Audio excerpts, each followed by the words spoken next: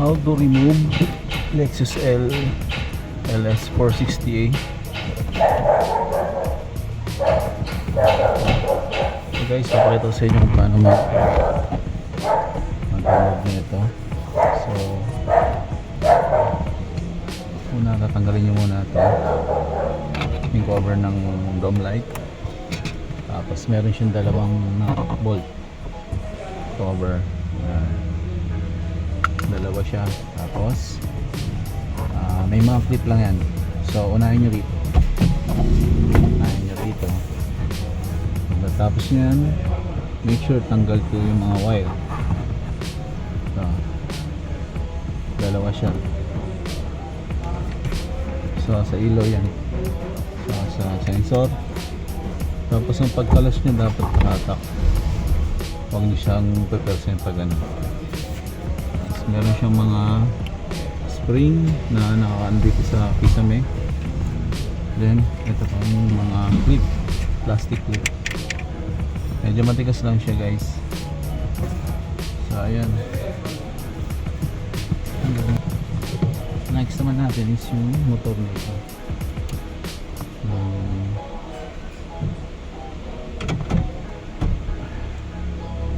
Apat na 10mm bolt.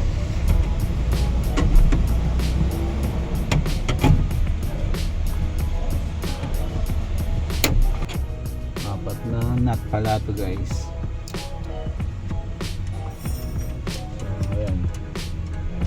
Natin yan, saka natin may bababa to.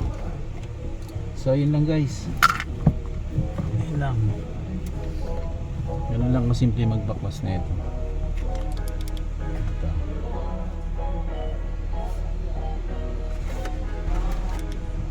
Bababa kasi natin kung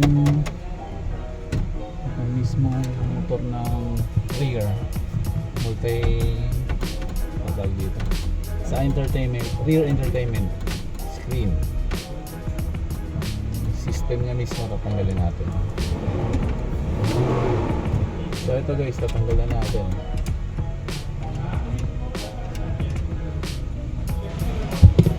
Make sure tanggalin nyo muna itong mga socket.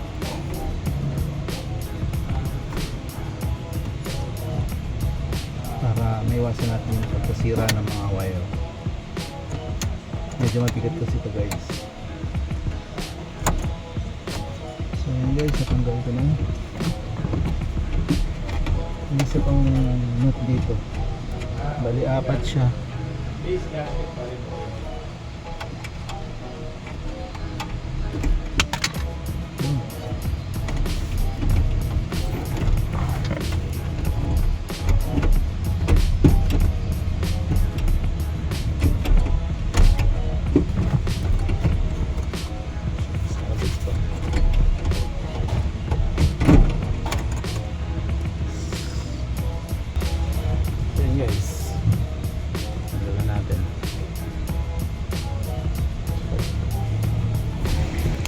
Ayan siya guys, tanggal na natin.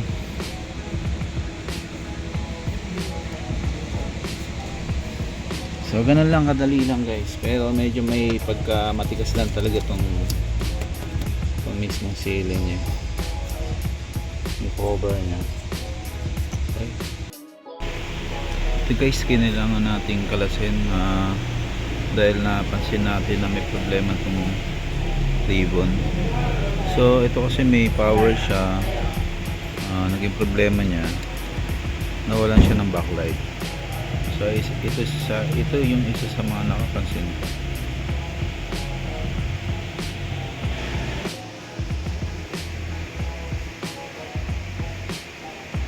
Total kasi siya yung dulo, kaya kailangan nating kalasin yung mismong system niya. Ayun lang guys, hinangin lang natin to.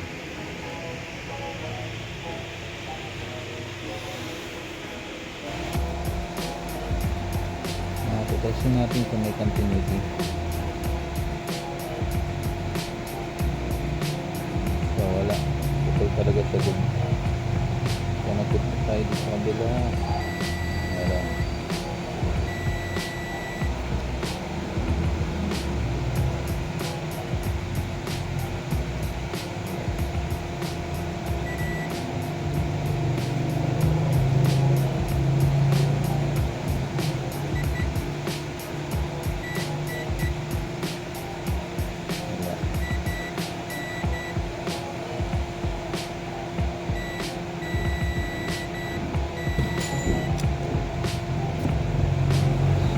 Putol na siya.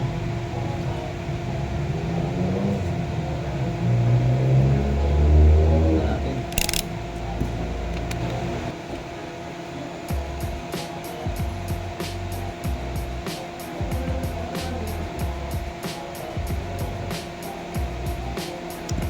Steady na.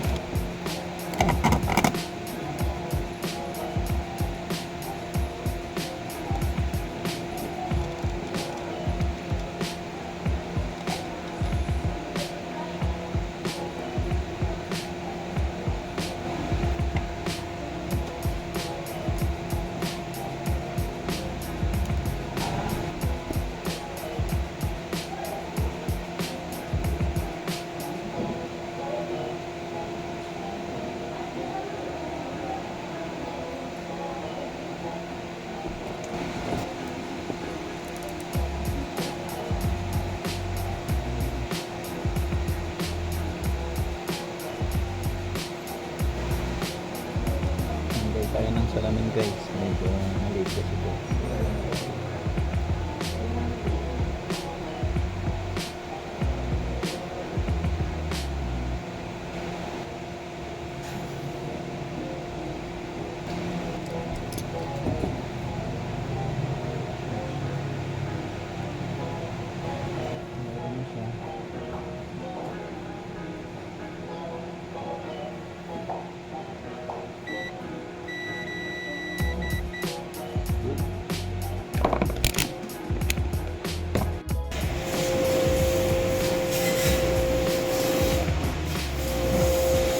So ito, lilinisin na lang natin to guys, medyo marumi lang. Okay guys, testing natin kung working talaga itong ginawa natin paghinang. So ito, okay natin. Yun, nice guys,